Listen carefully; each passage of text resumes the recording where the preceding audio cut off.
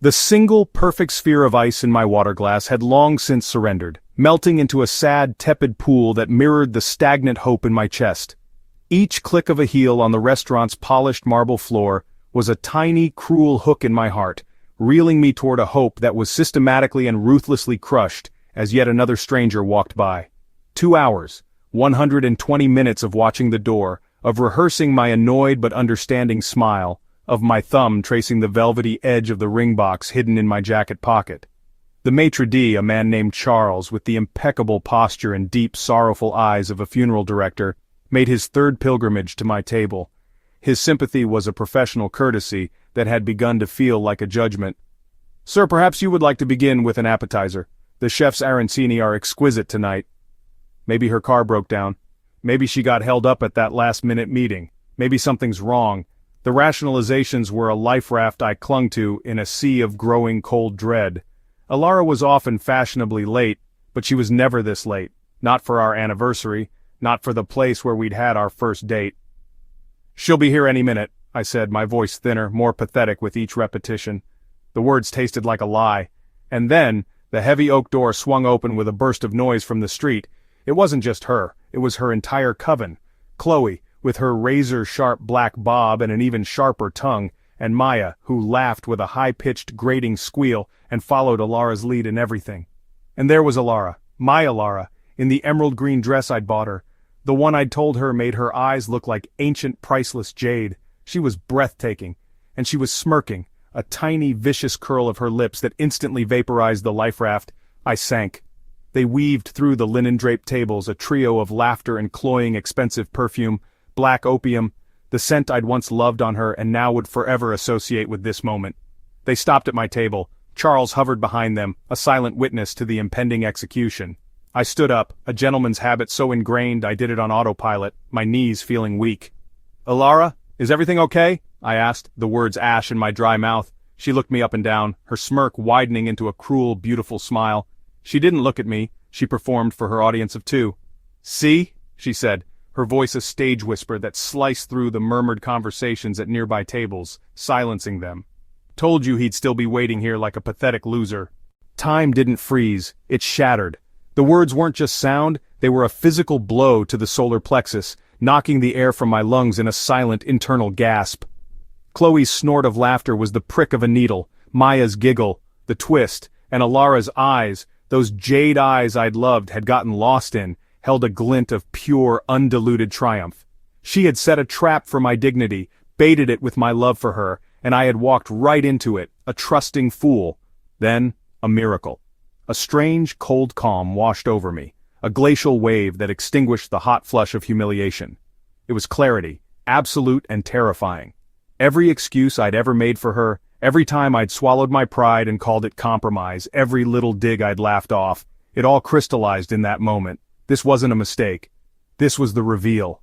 This was the finale. I didn't yell, I didn't flinch, my face felt like stone. I just smiled. It was a small, quiet, empty thing, devoid of any warmth. I saw a flicker of confusion in her eyes, the first crack in her performance. This wasn't the script. I was supposed to splutter, to get angry, to cry, to give them a show. I simply sat back down, my movements deliberate and slow. I caught the eye of our young waiter, whose pitying glances all night had been a quiet balm. I raised my hand, my fingers steady. "Could I get another Glenlivet, 18-year, please? Neat, and the check when you have a moment." My voice was a low, even rumble. It didn't sound like mine. Alara's smirk faltered, replaced by a flash of irritation. "That's it? No, how could you? No scene?" She sounded almost disappointed, cheated of her prize. I took a slow sip of my tepid water, meeting her gaze over the rim of the glass.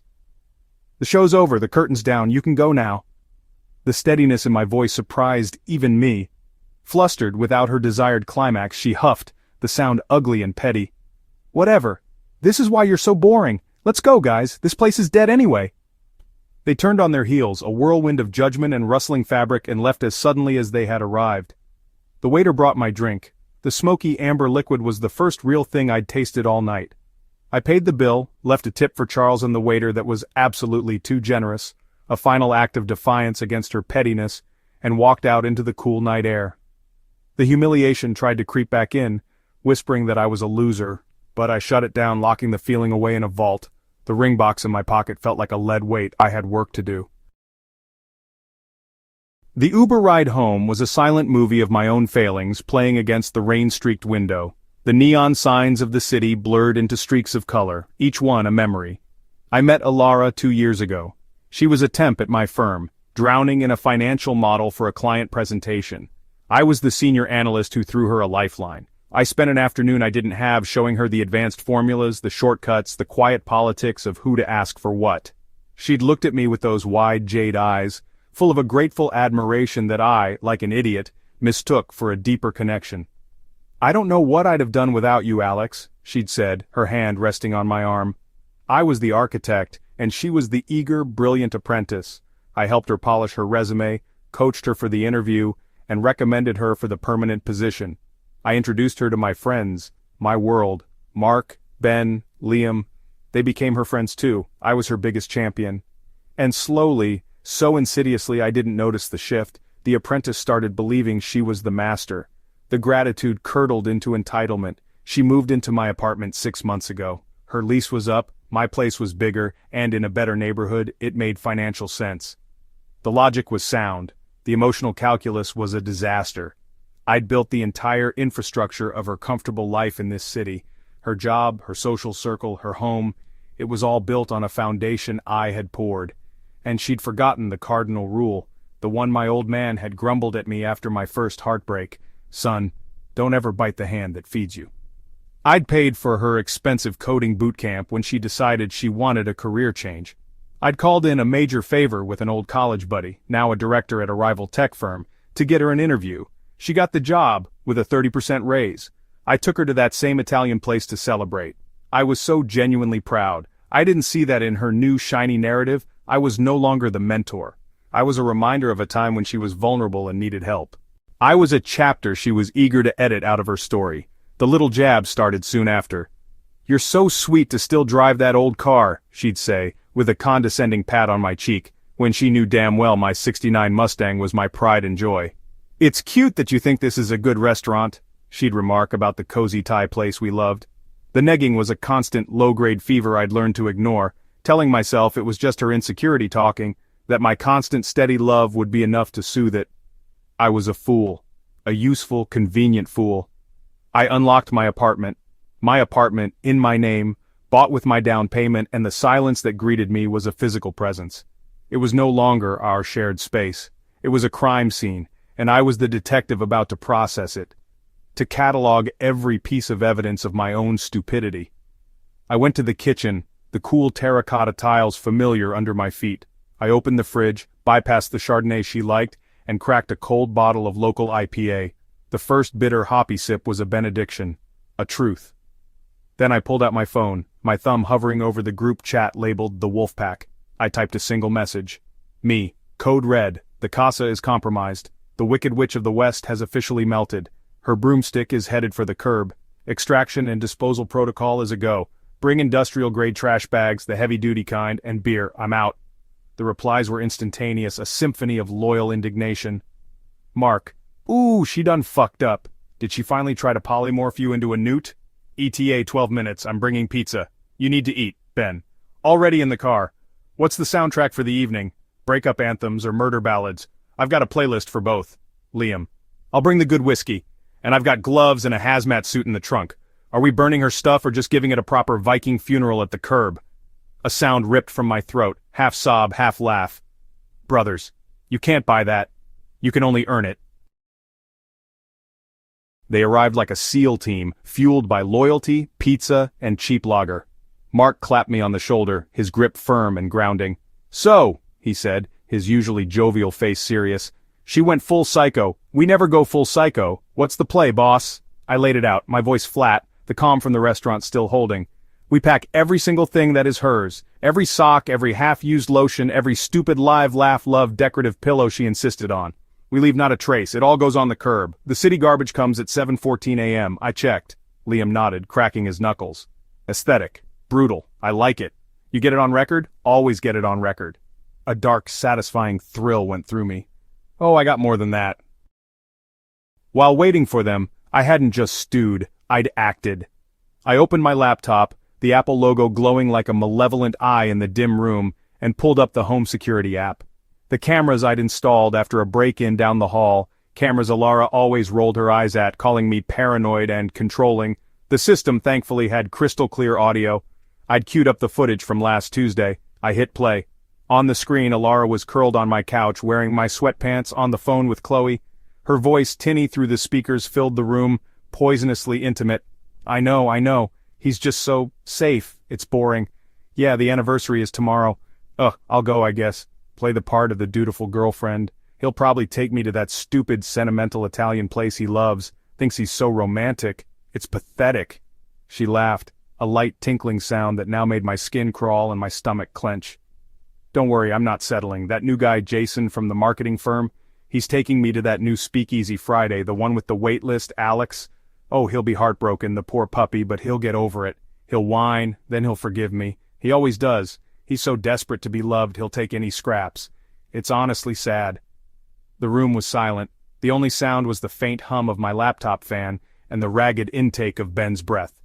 That bitch! Ben finally spat, his voice low with a fury that warmed the cold places inside me. She's a fucking monster! She's the architect of her own downfall, I corrected, my voice still eerily calm. She just didn't know I was the general contractor, and gentlemen, I'm foreclosing.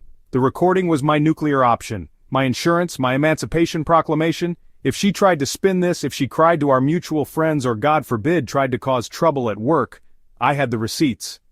It was a bold, empowering move. It was the clearest my head had felt in a year. We got to work. It was cathartic, a purge, a ritual cleansing. We filled heavy-duty black trash bags with the physical manifestation of her presence. Her impossibly small clothes, her forest of high-heeled shoes, her countless skincare products that smelled like a chemical fire in a garden. The closet, once cramped, began to breathe again. "What about this testament to poor life choices?" Liam asked, holding up a hideous ceramic owl she'd bought at a flea market and insisted was quirky. "Trash," I said without a moment's hesitation. "Let the owls have it." "Okay, serious question," Mark said, emerging from the bathroom holding a neon pink buzzing piece of plastic with 2 fingers, as if it were a dead rat. "What is the protocol for, personal artillery?" Ben grimaced. "Dude, that's a biohazard. That's a level 4 contagion. Double bag it, triple bag it, for the sake of the brave sanitation engineers who serve our city." We laughed, a dark, humor-filled sound that was medicine for the soul. This wasn't just a breakup, it was an exorcism. With each bag hauled out to the curb, the air in the apartment felt lighter. By 3 a.m. it was done. A line of 23 black trash bags stood on the curb like a monument to betrayal and poor life choices. In the yellow glow of the streetlight, in the light drizzle that had started to fall, it looked like a piece of modern art. I took a picture. It was a work of art. I titled it in my head, Karma, Installation #1. I handed my friends fresh beers. "Gentlemen, I owe you, seriously." "Nah," Mark said, clinking his bottle against mine. "This was more fun than movie night. And cheaper than therapy. Besides, some people just need to learn the most important lesson." We said it in unison, raising our bottles in a toast to the trash pile standing sentry in the rain. "Fuck around and find out." I slept like the dead. The kind of deep, dreamless sleep that follows a completed mission. A righteous war, fought and won. There was no room for sadness, for regret. There was only the void of exhaustion. I was woken not by an alarm, but by a persistent buzzing drone that drilled into my skull. My phone, vibrating itself to death on the nightstand, skittering toward the edge like a possessed insect. I squinted at the blinding screen through gritty eyes. Ilara, missed call, 68, text messages, 42. A slow, deep satisfaction unfolded within me. I scrolled through the notifications. The evolution of her tone was a masterpiece in 5 acts. 6:02 a.m. "Alex, where are you? My key isn't working. Did you change the locks? This isn't funny." 6:15 a.m. "Alex, answer your phone. My stuff. Where is all of my stuff? My closet is empty." 6:30 a.m. "Those are my things on the curb. You're insane. A psycho. The garbage truck is coming. Call me right now." 6:45 a.m. Voicemail. The preview showed a sound wave that was pure chaos. I listened, my coffee brewing in the background. It was a shriek, barely intelligible, soaked in tears and rage.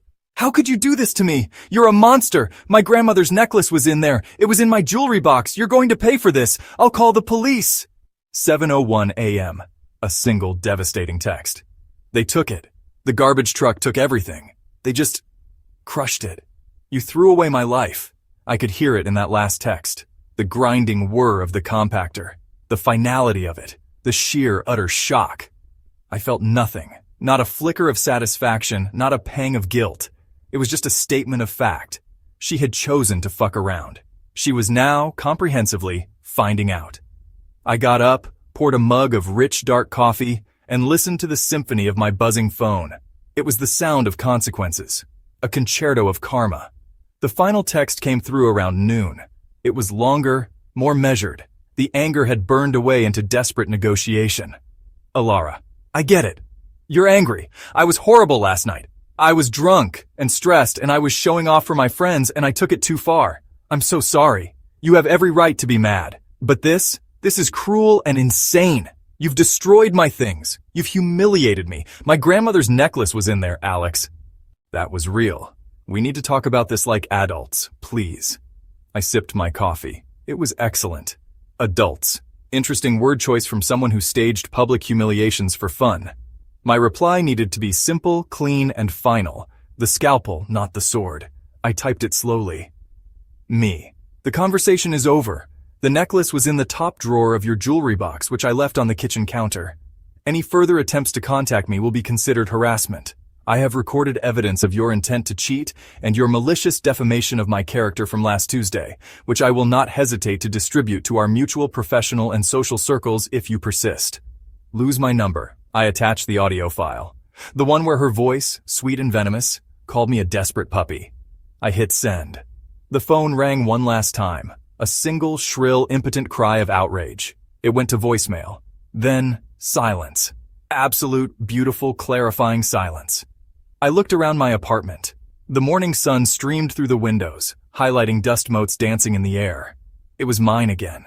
The air was lighter, easier to breathe. The walls seemed to have expanded. The sun hit the perfect, empty spot on the floor where her ugly ceramic owl used to sit, and the patch of floorboard seemed to sigh in relief. I picked up my phone, scrolled past the 68 missed calls, and called my mom. "Hi, sweetie," she answered, her voice the definition of home. "How was your fancy anniversary dinner?" I smiled, a real, genuine, effortless smile that reached my eyes for the first time in months. It felt foreign and wonderful on my face. "It was enlightening, Mom, really. It taught me the beauty of family, and it reminded me what real friendship looks like." And it had. It truly showcased the breathtaking beauty of those real, unwavering relationships, the ones that show up at midnight with trash bags, whiskey, and bad jokes, the ones that don't require you to be a pathetic loser waiting forever at a table for one, begging for scraps of respect. I had lost a girlfriend, but in losing her, I had found something far more valuable, myself. And he wasn't pathetic at all. He was a goddamn king, and his kingdom had just gotten a lot quieter and a lot cleaner.